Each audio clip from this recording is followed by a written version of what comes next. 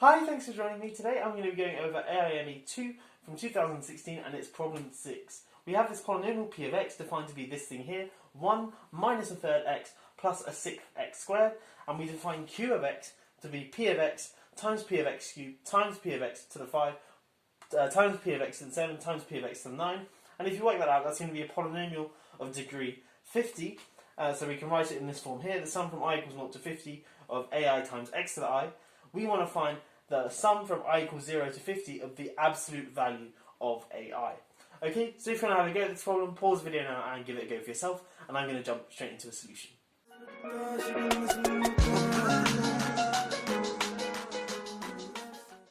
Okay, so there are in fact a couple of different ways you can solve this problem, but the way I'm going to show you is hopefully quite intuitive. The way not to do it is to work out what q of x is explicitly as a polynomial and then sum up the magnitudes of the coefficients.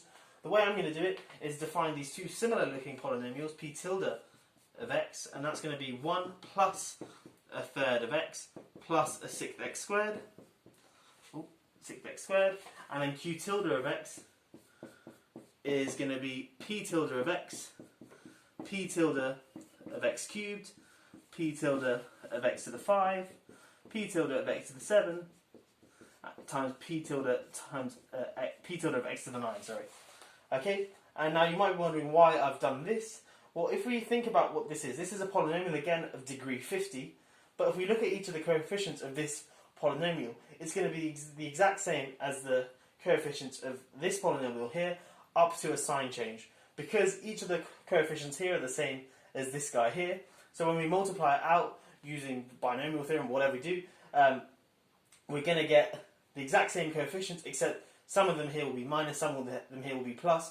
But in fact, all the terms here will be positive because q of x clearly has positive coefficients. So each of these will have positive coefficients. So when I multiply them together, I'm just going to be adding up a bunch of positive numbers, which is obviously going to give me something positive.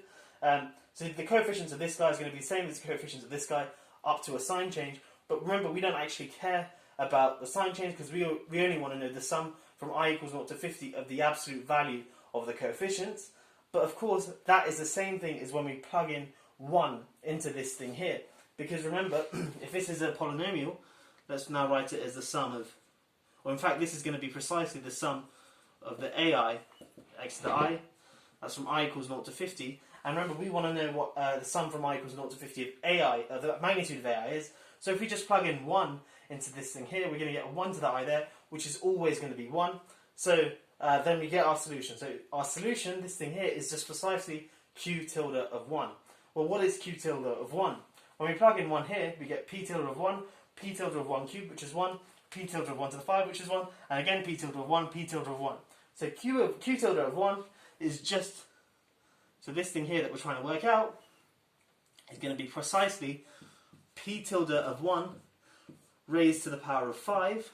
What is p tilde of 1? Well, we can just plug that into there.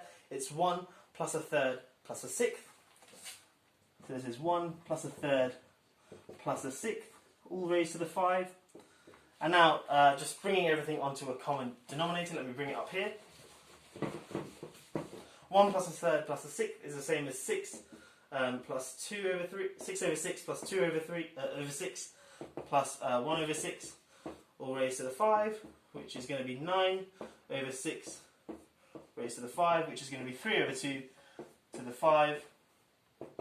3 to the 5 is 243, and then 2 to the 5 is 32, and that is our final solution.